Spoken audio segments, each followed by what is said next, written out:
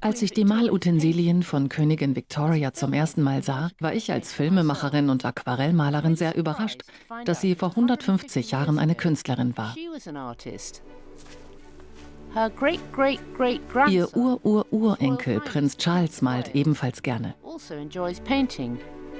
Zum ersten Mal hat er sich bereit erklärt, seine außergewöhnliche Geschichte der Kunsttradition in seiner Familie im Laufe der Jahrhunderte zu erzählen. Sie hat damals auf Schreibpapier gemalt, so habe ich auch angefangen. Auf der Suche nach den frühen Werken der Kunst in der königlichen Familie entdecken wir Dutzende von anderen talentierten Künstlern. Diese Aquarelle sind wunderbar. Wir entdecken eine außergewöhnliche Fundgrube königlicher Kreativität. Das ist nicht ganz richtig geschrieben. Napoleon.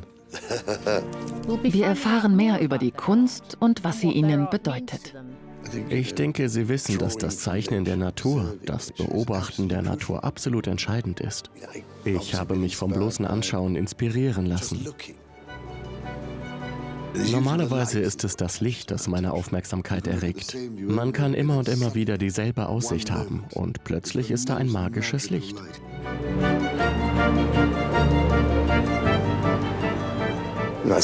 Manchmal male ich abends und ab und zu, wenn es getrocknet ist, ist es genau das, was ich wollte. Man denkt, habe ich das gemacht? Woher kam das?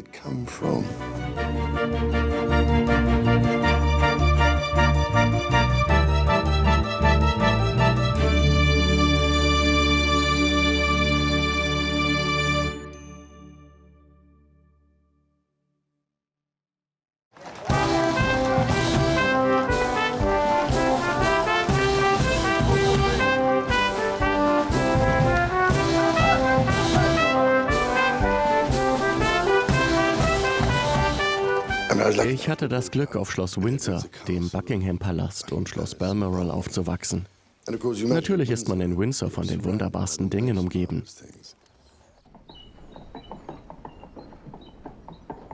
Wenn man klein ist, läuft man herum oder streift durch die Korridore und man nimmt es nicht wahr. Es ist nur der Hintergrund.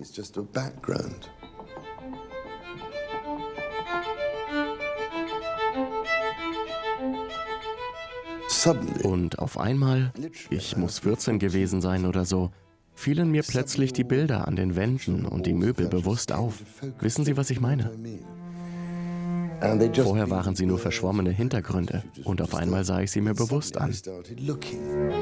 Inmitten dieser unglaublichen Sammlung von Meisterwerken von Künstlern wie Canaletto und Rembrandt fanden wir Kunst, die tatsächlich von Mitgliedern der königlichen Familie geschaffen wurde. Und wir bekamen eine ganz besondere Führung. Dieses Ölgemälde wurde von meinem Vater gemalt, dem Duke von Edinburgh. Da war ich noch ein Kind. Es zeigt die Königin beim Frühstück im privaten Speisesaal hier auf Schloss Windsor. Dieses Interesse hat sein Vater weitergegeben, indem er dem jungen Prinzen von Wales gezeigt hat, wie man malt. Die Gemälde meines Vaters und von anderen meiner Vorfahren entstanden zum Vergnügen auf öffentlichen und privaten Reisen. Dieser seltene Linolschnitt eines Zirkuspferdes wurde von der Königin erstellt, als sie jung war. Das Pferd ist sehr gut. Sie muss 8 oder 9 Jahre alt gewesen sein oder sogar noch jünger und hat es für ihre Eltern gemacht. Viele dieser Dinge wurden den Eltern zu Weihnachten oder zum Geburtstag geschenkt, so wie man es als Kind eben macht. Ich erinnere mich, wie ich so etwas für meine Großmutter und andere gemacht habe. Wir sterben irgendwann, aber diese Dinge leben weiter. Das ist so fesselnd, wenn ich mir Vermächtnisse anderer Familienmitglieder anschaue. Es ist dieses Gefühl, dass sie da waren. Sie haben hier gesessen und hier gemalt und es bleibt etwas von ihnen zurück. Es ist ein Teil von dir, der bleibt, während der Rest von dir verschwindet.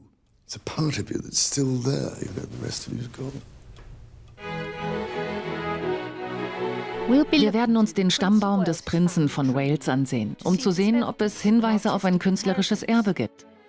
Wir beginnen mit den frühesten Kunstwerken, die wir finden konnten.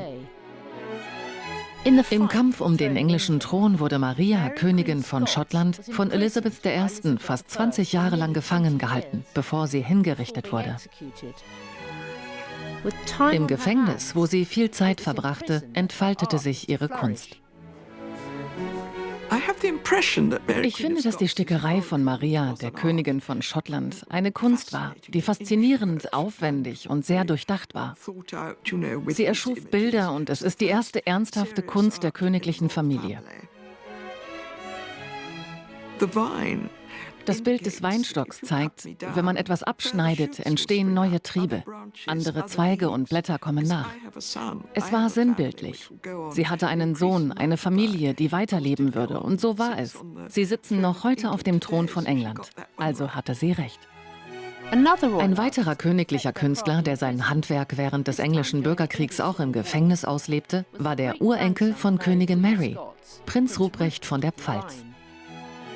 Er lebte vor fast 400 Jahren auf Schloss Windsor und war bekannt für die von ihm entwickelte spezielle Gravurmethode, die Schabkunst. Seine besondere Kunstfertigkeit hat bis heute überlebt und wird vom Prinzen von Wales sehr bewundert. Er war offensichtlich unglaublich begabt. Und wahrscheinlich bezieht sich dieses Bild darauf, was seinem Onkel, König Charles I., widerfuhr. Es ist wundervoll, dass es noch existiert und zeigt, wie talentiert er war. Man kann sich vorstellen, wie aufwendig es ist, so etwas mit Schabkunst zu erstellen.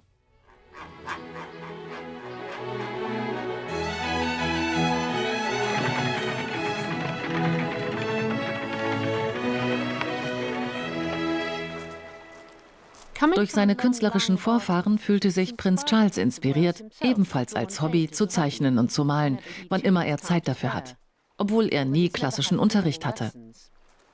Wir hatten das Glück, ihn zu einem seiner Lieblingsorte zu begleiten, einem abgelegenen Ort auf dem Anwesen Balmoral in Schottland.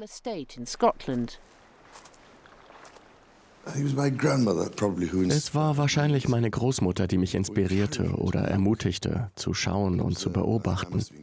Ich habe diese Anregung, Dinge zu beobachten, sehr gerne angenommen.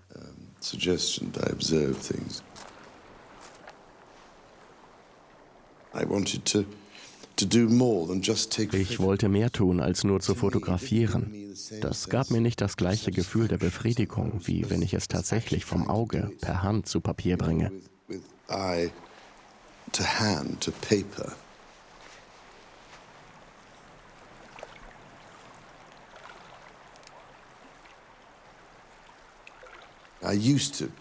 Ich habe mich immer auf den Hügel gesetzt und versucht, es zu Papier zu bringen. Und dann hat es geregnet und alles wurde fleckig. Und dann dachte ich, oh Gott. Also habe ich Jahre später beschlossen, dass ich es drinnen vollende.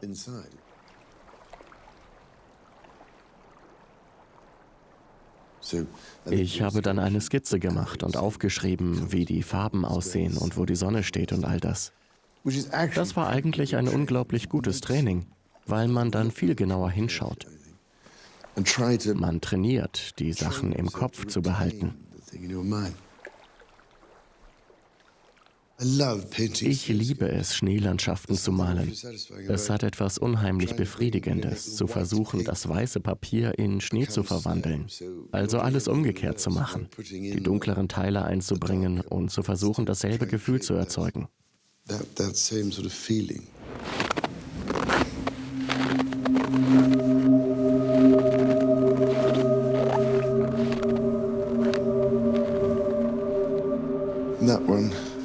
Für dieses Bild habe ich diese Skizze gemacht.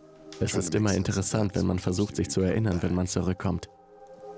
Es ist in der Nähe vom Loch Cullerton.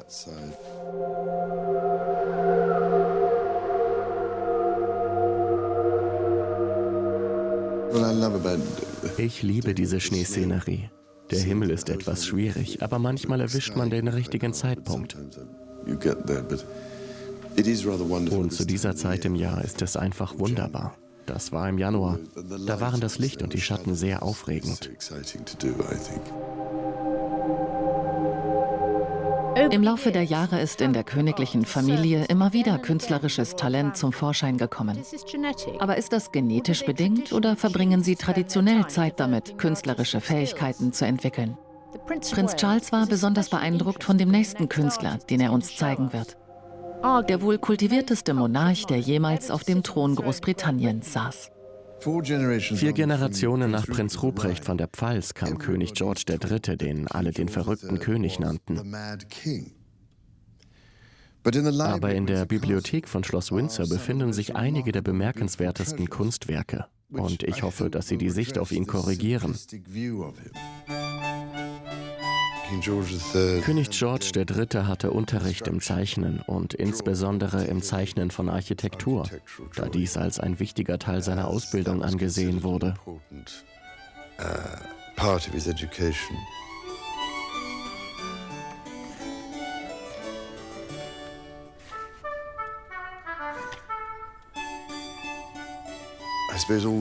Ich nehme an, all diese Dinge, die er tat, waren Übungen in Beobachtung und Perspektive.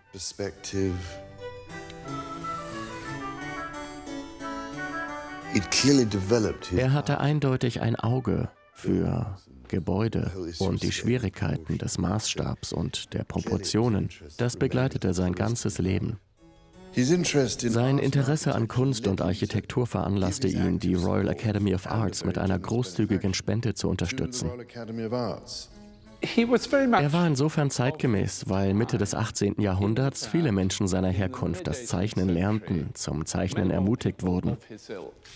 Es wurde von ihnen regelrecht erwartet, dass sie in ihrer Freizeit zeichnen. Ich halte es für plausibel, dass jemand, der sehr beschäftigt war und sich mit der konstitutionellen Monarchie beschäftigte und Angst vor der Französischen Revolution hatte, das Zeichnen als Ablenkung und Flucht aus der Realität nutzte.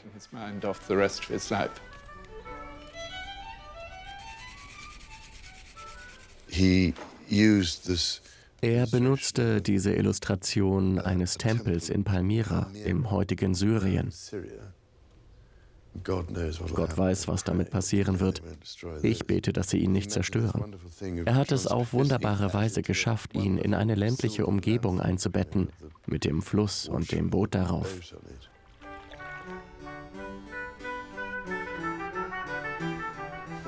Es ist sehr interessant, wie er die Landschaft gemalt hat. Ich finde die Bäume sehr interessant. Die Art, wie er sie gestaltet hat. Seine Arbeit an den Bäumen ist bemerkenswert. Damals im 18. Jahrhundert gab es eine bestimmte Art, die Bäume zu gestalten. Es war sehr mühsam, weil man den Bleistift in kleinen Kreisen führen musste. Und dann musste man es verschmieren. Aber es war sehr effektiv.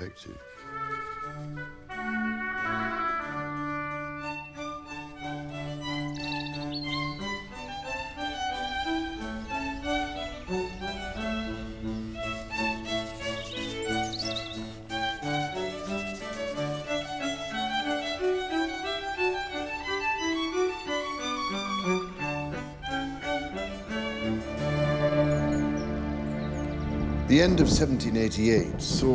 1788 erkrankte der König schwer. Er litt einen schweren Schub seiner Krankheit, die man heute als Porphyrie kennt. Ich dachte immer, dass er zu den Menschen gehört, die von der Geschichte verleumdet wurden. Nun habe ich neulich entdeckt, dass er Produkte für sein Haar verwendet hat, die anscheinend Arsen enthielten. Man hat nämlich Haare von ihm in ein Labor geschickt und dort einen außerordentlich hohen Arsenwert festgestellt. Es könnte also sein, dass die Verwendung von Arsen in seinen Medikamenten und ähnlichen Mitteln seine Wahnvorstellungen und sein schreckliches Delirium noch verschlimmert haben. Der Mann musste viel durchmachen.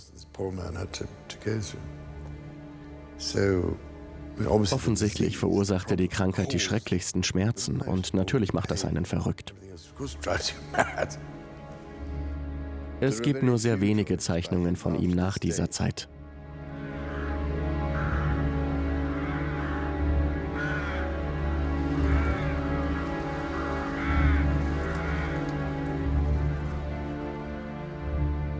Die Auswirkungen der Krankheit des Königs auf die Königin und ihre geliebten 15 Kinder waren immens. Der Heiratsprozess für die Töchter wurde gestoppt, was dazu führte, dass sie in einer Art Schwebezustand mit ausgiebiger Freizeit lebten. Sie verbrachten ihre Stunden mit Botanik. Sie studierten Blumen und Pflanzen im künstlerischen Refugium der Familie, dem Frogmore House auf dem Gelände von Schloss Windsor. Prinzessin Elizabeth war meiner Meinung nach die künstlerischste und lustigste der Töchter, die wahre Lebensfreude hatte. Sie lernte, wie man mit Öl und Aquarellfarben malt. Das ist wirklich gut. Die Wassertropfen auf den Blättern und so. Und das Vogelnest. Brillant. Und das Moos.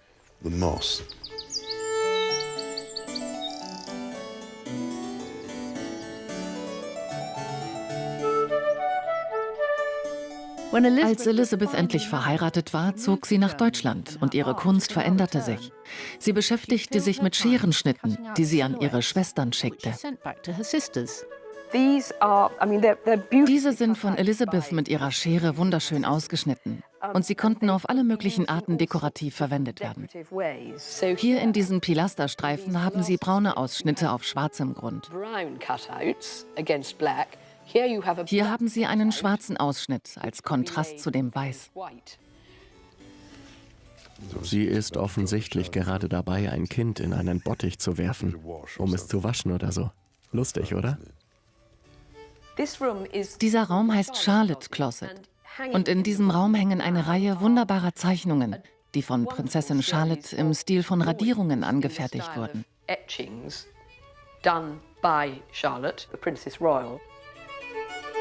Die Mädchen waren nicht die einzigen Kreativen in der Familie. Auch ihre kleinen Brüder wurden in Kunst unterrichtet. Diese sind alle vom Herzog von Sussex und dem Herzog von Cumberland, als sie noch klein waren. Unglaublich, dass diese Bilder entstanden sind, als sie gerade mal 9 oder 7 Jahre alt waren. Offensichtlich entstanden sie in Zusammenarbeit mit dem Lehrer, denn diese Art von Kompetenz in dem Alter zu erreichen, wäre sehr schwierig. Eine sehr gute Verwendung von Gouachefarben, oder? Man bekommt einen Eindruck davon, wie sie in Kunst und Tradition unterrichtet wurden. Genau das, ja.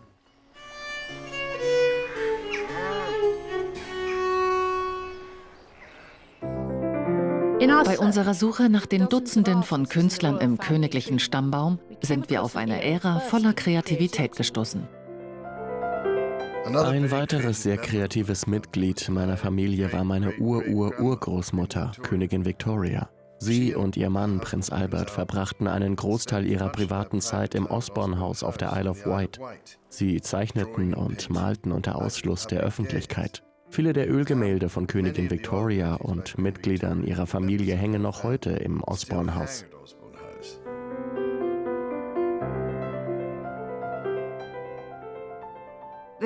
Beide waren sich der Bedeutung der Kunst bewusst. Aber ich glaube, für Victoria war es eine emotionale Angelegenheit, ein Ausgleich. Für Albert war es eher eine Art Pflicht. Wie viele meiner Vorfahren wurden auch Königin Victoria und Prinz Albert als Kinder zum Zeichnen ermutigt und erhielten eine sehr gute Ausbildung. Dieses faszinierende Skizzenbuch wurde von meinem Urgroßvater Prinz Albert im Alter von 12 Jahren angefertigt. Es kam mit seinem Gepäck aus Deutschland. Es ist interessant, dass er in diesen Skizzen ein gutes Auge für Soldaten hatte.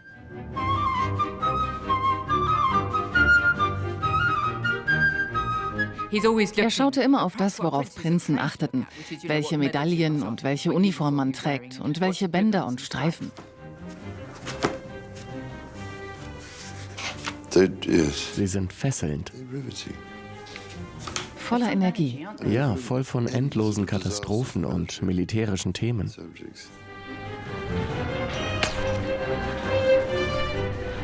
Eine wunderbare Idee. Er galoppiert in diese Richtung und schießt auf etwas, das von hinten kommt. Sehen Sie sich das an. Seine Pferde sind ziemlich gut.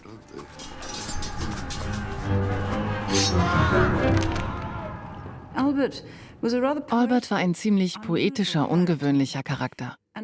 Er war vor allem interessiert an der Veränderung. Sein Anliegen war die Idee der reformierten Familie. Ich glaube, er hatte eine der wichtigsten pädagogischen Ideen des 19. Jahrhunderts aus Deutschland mitgebracht, nämlich die Idee des Kindergartens. Königin Victoria war sehr fortschrittlich und hatte das große Glück, innerhalb von 17 Jahren 9 Kinder zu bekommen, ohne eines zu verlieren. Sie verbrachte Stunden damit, sie zu skizzieren. Dieses von der königlichen Familie gehütete Album ermöglicht einen einzigartigen Blick auf sie als Künstlerin und Mutter. Da man keine Kameras hatte, war es sehr wichtig, dies zu tun, da man sonst überhaupt keine Zeitdokumente hatte. Das Erstaunliche ist die Zeit, die sie hatten. Sie hat damals auf Schreibpapier gemalt. So habe ich auch angefangen. Ich finde diese frühen Skizzenbücher mit den Bildern der Kinder sehr interessant. Sie hatte eine große Beobachtungsgabe. Sie war von Menschen fasziniert. Sie zeichnete zarte Bilder von ihren eigenen Kindern. Sie kritzelt auch Porträts des Premierministers, aber hatte offensichtlich eine sehr liebevolle Sicht auf ihre Kinder. Ich finde diese Bilder so unglaublich schön. Das muss in... Es sieht aus wie Windsor.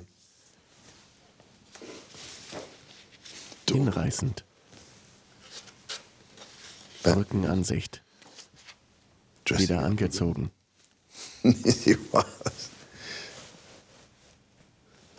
Prinz Alfred. Das ist so eine wunderbare Palette, finde ich. Das ist der Kaiser. Wunderbare Rückenansicht. Sowohl Victoria als auch Albert bestanden darauf, dass ihre Kinder auch zeichnen, malen und schreiben lernten. Es stand in ihren Stundenplänen, die sie im Alter von 4 Jahren schon hatten. Das war Teil der üblichen Herangehensweise an die Kindererziehung. Man wollte sicherstellen, dass sie ein angemessenes Verständnis für die Kunst haben. Ihr fangt damit an, mit einem Pinsel zu lavieren. Später werdet ihr dann die Möglichkeit haben, eine Linie zu zeichnen. So lernt ihr unterschiedliche Arten von Lavierungen. So bekommt ihr verschiedene Schichten hin. Das gibt dem Ganzen ein Gefühl von Bewegung. Und man macht schnell Fortschritte.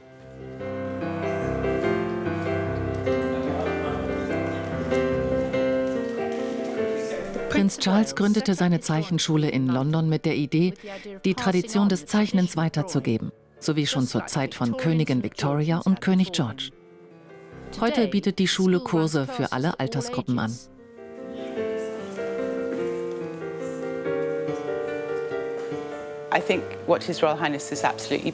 Seine königliche Hoheit setzt sich leidenschaftlich dafür ein, Schülern zu zeigen, dass Kunst eine wunderbare Inspirationsquelle ist und dabei hilft, ihre Vorstellungskraft zu trainieren. Wenn man diesen Input nicht bekommt, wenn man nicht dazu ermutigt wird, sein Auge zu benutzen, dann verpasst man eine Menge von der Welt um sich herum.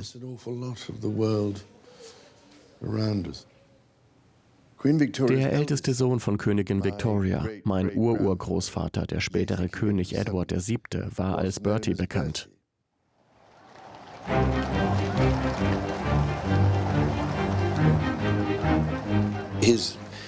Sein Lehrer brachte ihn dazu, zu kopieren. Lustigerweise lernt man viel, wenn man etwas abmalt. Ich glaube, so war es auch in diesem Fall. Als Edward Corbould das eine und mein Ururgroßvater das andere malte. Das hat nicht geklappt. Da hatte er offensichtlich einen schlechten Tag. Es ist ziemlich schwer. Ansonsten machte er es gut.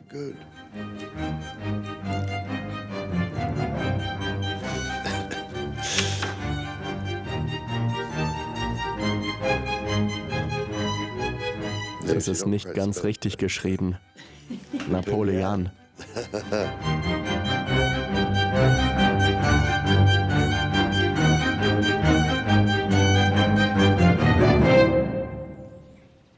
Königin Victoria verbrachte viel Zeit in Schottland an ihrem zweiten Rückzugsort, Balmoral, wo die Natur ihre Kunst weiter inspirierte.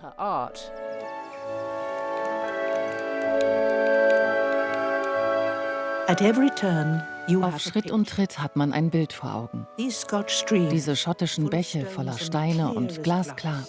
Sie sind einfach wunderschön. Die Blicke durch die Bäume, die Tiefe eines Schattens, die moosbewachsenen Steine gemischt mit Schiefer. Diese Mischung aus Wildnis und Kunst ist Perfektion. Einige von ihren Aquarellen sind wirklich bemerkenswert. Und der Blick aus ihrem Fenster in Balmoral. Diese Aussicht kenne ich so gut und sie ist so eindrucksvoll.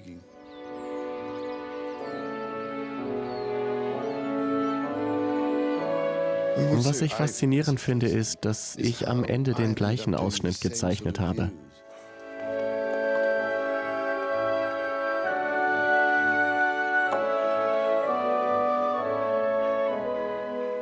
Ich kenne diesen Ort mein Leben lang. Ich war hier schon, bevor ich denken konnte.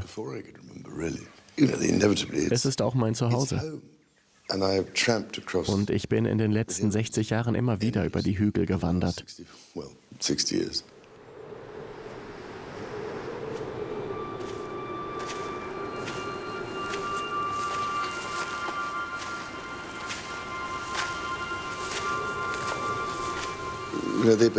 Sie werden unauslöschlich Teil deines Lebens und deiner Seele.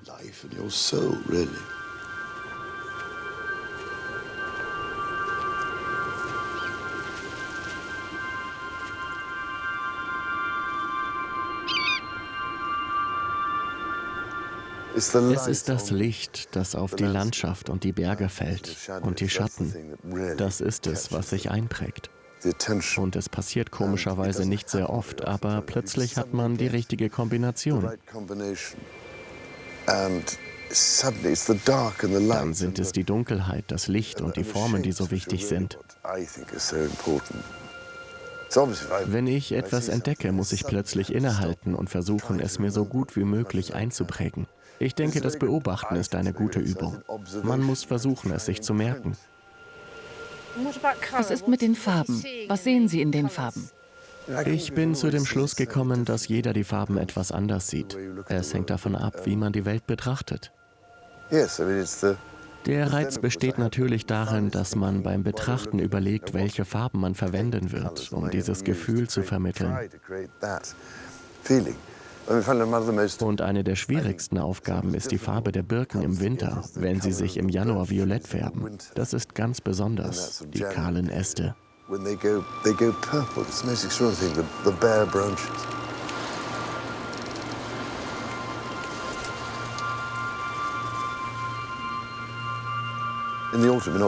Im Herbst, im Oktober färbt sich ein Großteil des Grases orange. Der Frost ist sehr besonders und hat eine erstaunliche Farbe. Es ist nicht einfach, die Gelb-, Orange- und Rottöne glaubhaft aussehen zu lassen.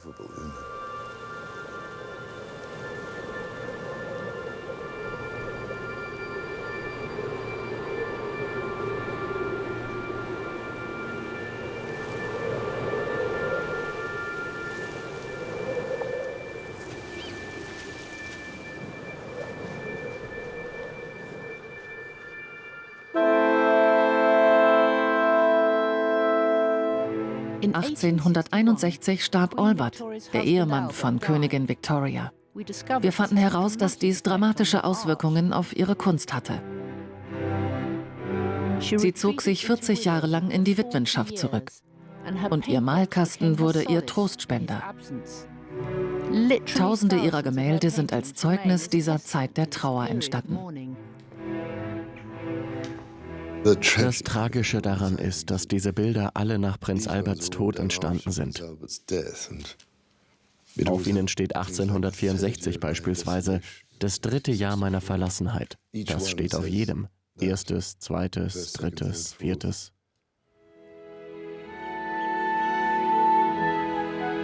Die Porträts der Kinder verschwanden fast völlig. Und stattdessen malte sie leere Landschaften.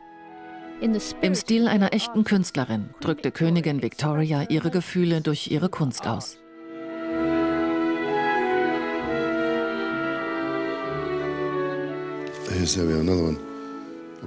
Und hier ist ein weiteres Bild vom 1. Oktober mit Blick aus ihrem Fenster auf das Dee-Tal. Wunderbares Bild. Da hat sie viel verbrannte Umbra und solche Dinge benutzt.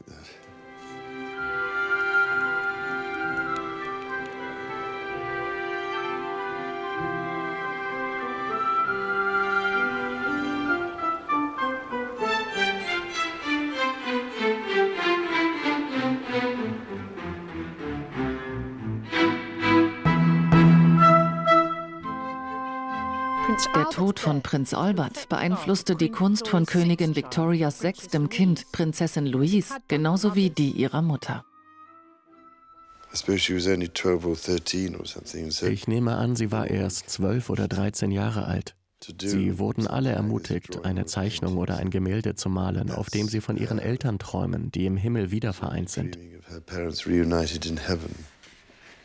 Es ist ein tolles Werk. Diese sind bemerkenswert und Prinzessin Louise war eine wirklich gute Künstlerin. Sie hatte gelernt zu zeichnen und zu skizzieren, wie es jede junge viktorianische Dame tun würde. Aber Prinzessin Louise fiel es schwer, sich von der erdrückenden Haltung ihrer Mutter zu lösen, die in ihrer Trauer nicht gestört werden wollte.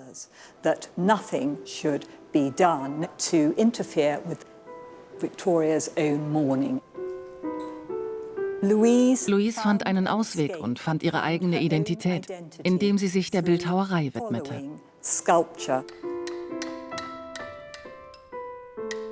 Der Gedanke, dass eine Frau Bildhauerin wird, wurde eher anerkannt als andere Kunstformen.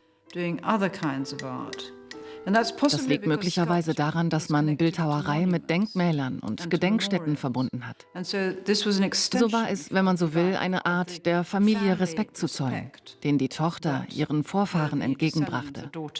Louise fertigte nämlich eine Reihe von Skulpturen von ihrer Familie an.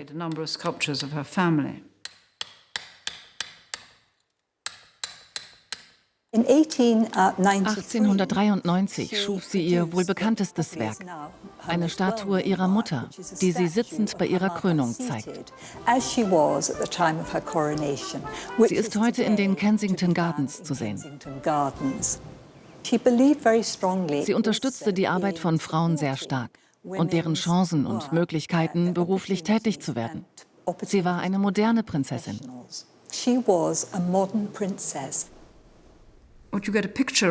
Man bekommt hier ein Bild davon, wie die viktorianische Gesellschaft sich in den Idealen der königlichen Familie widerspiegelte. Sie ging es als Amateurin sehr professionell an. Sie verdiente zwar kein Geld damit, und natürlich war es verboten, dass ein Aristokrat daran denkt, ein Bild zu verkaufen, aber sie hatte tatsächlich den Ehrgeiz, so gut wie ein Profi zu sein.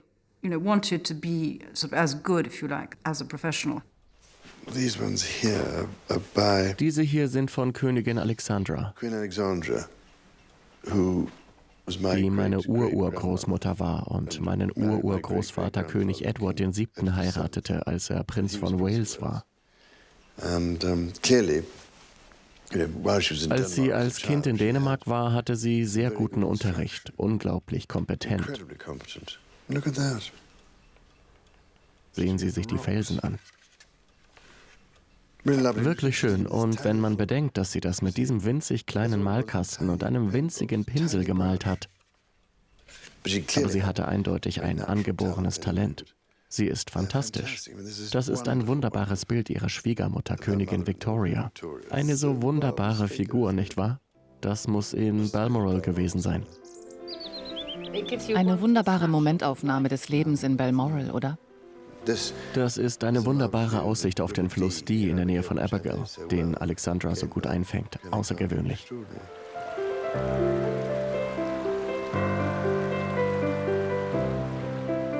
Das muss Loch Mick sein, wo wir waren. Genau. Das ist es.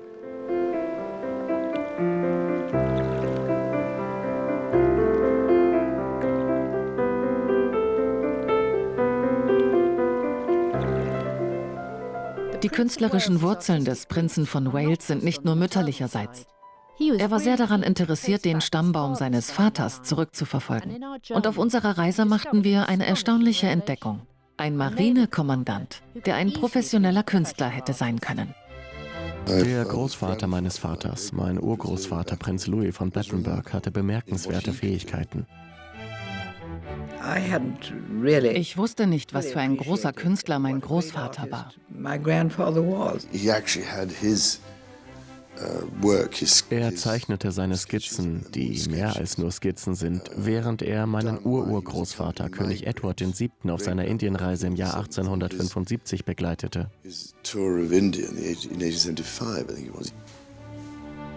Und die Bilder, die er von dieser Reise gemacht hat, wurden von der Illustrated London News gezeigt. Und man musste unglaublich gut und kompetent sein, um das zu schaffen. Er war also außergewöhnlich. Mein Großvater hat scheinbar das Talent geerbt. Ich nehme an, dass auch sein Vater, Prinz Alexander, ein Künstler war. Man muss natürlich bedenken, dass man damals alles gezeichnet hat, denn sonst konnte man den Leuten nicht zeigen, was man erlebt hatte.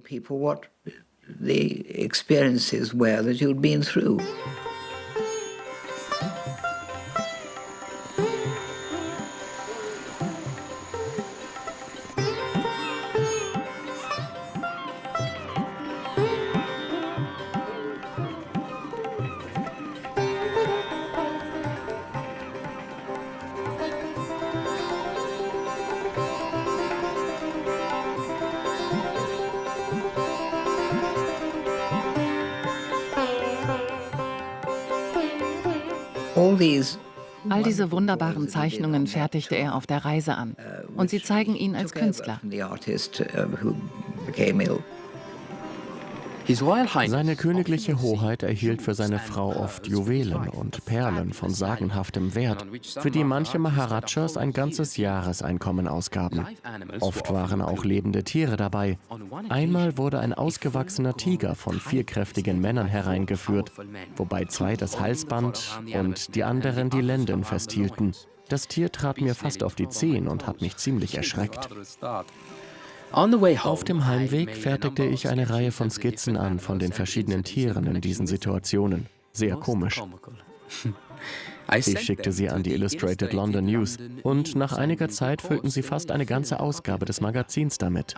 Ich verdiente eine Menge Geld und wurde zum Ehrenmitglied des Royal Institute of Painters in Watercolors. Ah, da ist es, der Strauß. Das ist brillant gemacht. Sie müssen nervös gewesen sein, als Sie versucht haben, den Strauß die Treppe hinaufzukriegen. Seine Federn kommen gut heraus. Es war eine schreckliche Zeit. Ich hoffe, der arme Vogel hat nicht gelitten. Armes Geschöpf. Ich glaube, die waren für den Zoo bestimmt. Ich frage mich, wie lange sie im Zoo überlebt haben. Manchmal bekommt man wirklich außergewöhnliche Dinge geschenkt. Chruschtschow und Balganin schenkten mir 1955 einen russischen Bären, als sie zu Besuch kamen. Den brachten wir direkt in den Zoo. Und vor ein paar Jahren waren wir in Pakistan, ganz oben im Norden Pakistans. Da bekam ich ein wunderschönes, champoniertes männliches Yak geschenkt, das toll aussah. Aber ich konnte es nicht mitnehmen. Es hätte in keine Kiste gepasst. Ich musste es zurücklassen. Aber es wäre schon lustig gewesen, ein Yak mitzunehmen und es in Highgrove zu halten. Absolut außergewöhnlich.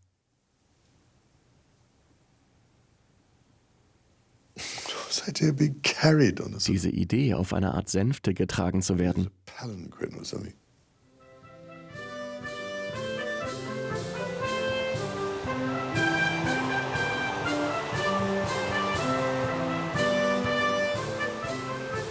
Wie seine Vorfahren, Prinz Louis und der Prinz von Wales vor 150 Jahren, reist auch der Thronfolger viel durch die Welt und steht dabei in der Öffentlichkeit. Obwohl wir mehr als 15.500 Kilometer von London entfernt sind und ich so einen Jetlag habe, dass ich mich wie ein paar Würstchen kurz vor einem Barbecue fühle, ist es eine große Freude, wieder hier in Australien zu sein. Und wir sind unglaublich gerührt von dem herzlichen Empfang. Für einen leidenschaftlichen Künstler wie den Prinzen von Wales bieten diese heißen und exotischen Reiseziele viel künstlerische Inspiration. Doch in seinem vollen Terminkalender kommt das Malen zunehmend zu kurz. Also lädt er einen unbezahlten Künstler ein, ihn zu begleiten. Ich habe 1985 beschlossen, dass ich bei jedem offiziellen Besuch im Ausland einen Künstler mitnehme. Das mache ich also schon länger. Ich hoffe, dass es in den kommenden Jahren für den einen oder anderen amüsant sein wird, was dabei herauskommt. Die Tatsache, dass ein Künstler in der Nähe ist, genieße ich sehr, weil ich Künstler mag. Es war wirklich eine angenehme Überraschung, als ich gebeten wurde, mit ihm auf die Reise nach Australien zu gehen.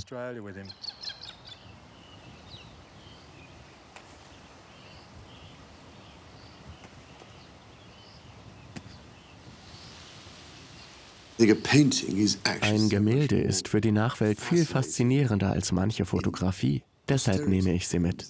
Aber auch, um die Tradition der königlichen Sammlung aufrechtzuerhalten.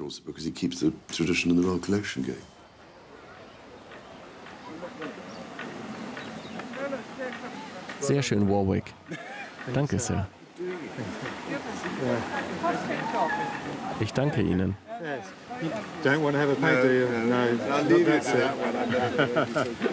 Sie haben einen sehr guten Platz gefunden. Wunderschön, im Schatten, großartige Aussicht. Und Sie haben Experten, die Ihnen über die Schulter schauen. Probieren Sie noch etwas von dem Essen. Oh, da freue ich mich drauf.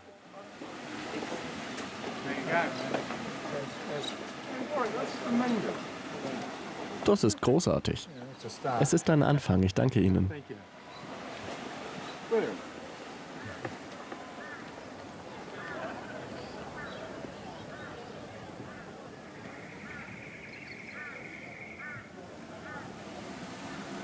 Wenn der Prinz einen Künstler mitnimmt, bekommt er vielleicht keine vollständige Dokumentation der Orte, an denen er gewesen ist. Aber er bekommt hoffentlich eine erinnerungswürdige Arbeit eines Künstlers. Sie können sich vorstellen, dass ich auf den offiziellen Auslandsreisen keine Zeit habe. Also mache ich kleine Skizzen, die ich dann nach meiner Rückkehr ausarbeite. Im Oman wurden wir in die Wüste gebracht und hatten nur 1 Stunde Zeit, um zu malen. Also habe ich ihn gemalt, wie er die Wüste malt. Die meiste Zeit ist er im Dienst. Und das Malen gibt ihm ein wenig Zeit zum Nachdenken und auch ein wenig Zeit, um die Dinge auf einer tieferen Ebene wahrzunehmen, als es sein turbulentes Leben normalerweise zulässt. Diese Art zu malen hat fast etwas Meditatives, weil man in eine andere Welt eintaucht. Es ist außergewöhnlich. Alles andere ist ausgeblendet. Und man geht so sehr darin auf und Meditation ist wirklich Konzentration. Wenn man dann fertig ist, ist es, als würde man einen Vorhang zur Seite ziehen und in die reale Welt zurückkehren.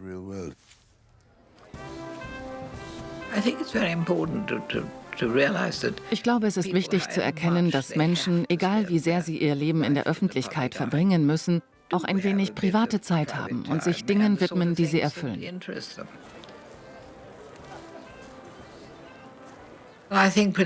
Ich denke, Prinz Charles hat sich als Künstler enorm entwickelt. Und es ist immer schön zu entdecken, dass man vielleicht etwas von früheren Generationen geerbt hat, was er zweifellos hat.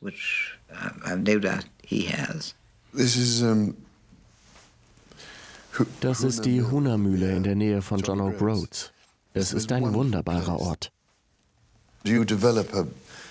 Nach einer Weile entwickelt man ein System und dasselbe gilt für die Farben. Ich neige dazu, immer dieselbe Art Farben zu verwenden. Ich habe im Großen und Ganzen gelernt, wie man sie mischt und was ergibt.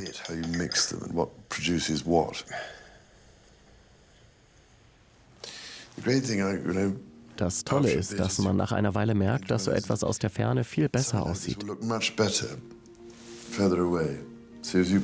Ich glaube, auf 100 Metern Entfernung würde es ganz gut aussehen.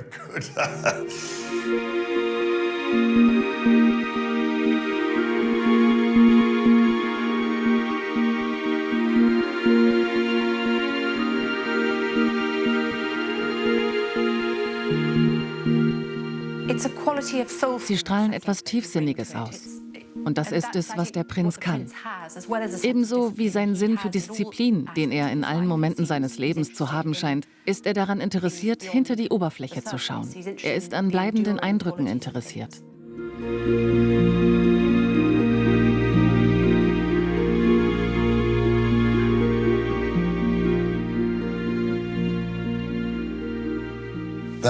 Das ist in Marokko. Ich habe das gemalt und hätte fast das Flugzeug verpasst, weil ich es zu Ende bringen wollte. Natürlich ist das Problem, wenn man in diesen heißen Ländern draußen sitzt, dass das Wasser verdunstet, wenn man nicht aufpasst. Diese beiden sind vom Selous-Wildreservat in Tansania, wo es unheimlich viel geregnet hat. Alles war überschwemmt.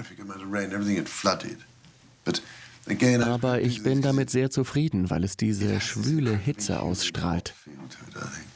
Das ist die Serengeti. Die beste Tageszeit ist um 6 Uhr morgens für 2 Stunden. Und wenn man morgens früh genug aufsteht, ist 6 Uhr morgens zu dieser Jahreszeit fantastisch. Ich kann nicht mitten am Tag malen, das funktioniert nicht. Das inspiriert nicht, oder? Es gibt keine Schatten, keinen Kontrast. Die Zypressen sind sehr inspirierend. Das war in der Toskana. Das Schöne war, die Umrisse und das Licht an den Rändern der Zypressen herauszuarbeiten. Es war wieder gegen Abend, als die Schatten von diesem bewaldeten Hügel herunterkamen, was ich so besonders fand.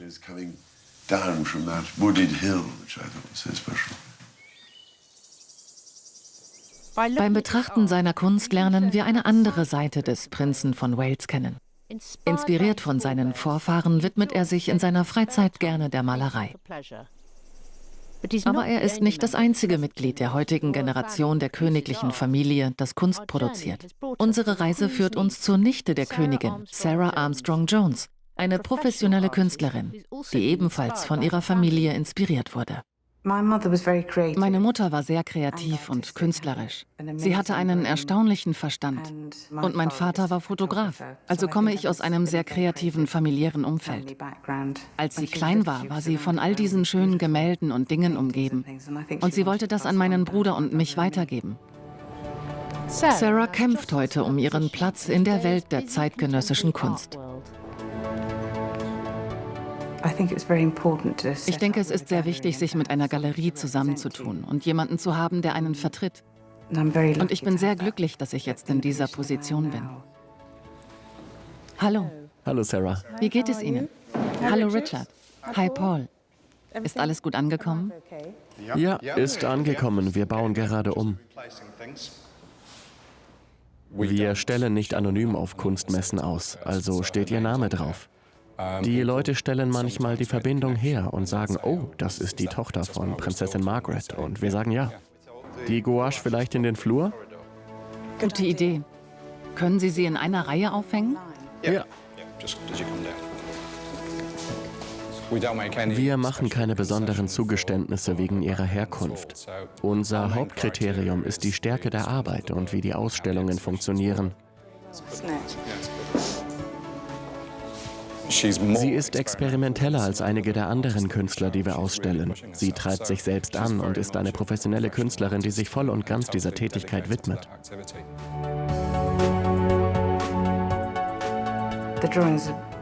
Die Zeichnungen zeigen die Natur, aber in einem größeren Maßstab, weil ich die Bleistiftlinie in einem größeren Maßstab sehen möchte. Und manchmal fügen sie sich in die Ölgemälde ein.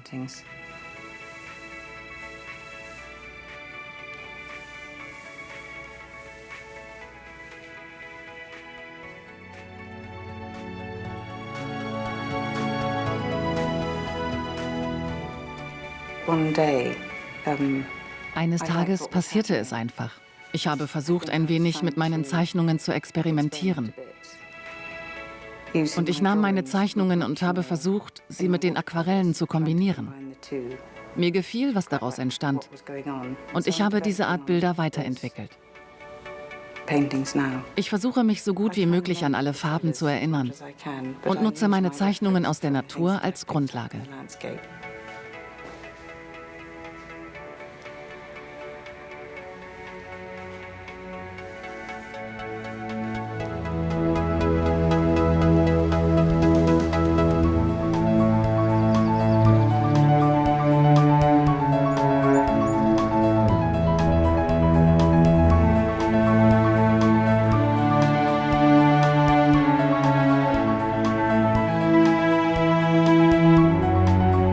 Als wir uns auf diese Reise begaben, wussten wir nicht, was wir entdecken würden. Als wir hinter das öffentliche Gesicht der britischen Monarchie blickten, fanden wir in der königlichen Familie ein echtes Engagement für die Kunst, Generation über Generation. Jeder von ihnen hat die Wertschätzung dafür geerbt, was die Ausübung von Kunst mit sich bringen kann und wie wichtig die Weitergabe von Kunstverständnis ist. Glauben Sie, dass es in Ihrer Familie ein künstlerisches Gen gibt, das Sie geerbt haben? Es muss vererbt werden und ich hoffe, wir können es an die nächste Generation weitergeben, um zu sehen, was daraus entsteht. Ich vermute, dass es in den meisten Familien Menschen gibt, die es tun könnten, wenn sie es wirklich wollten.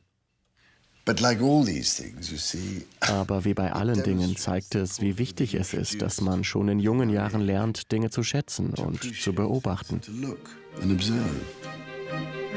Bei einer so starken kreativen Tradition, wer weiß, wer der nächste königliche Künstler sein wird.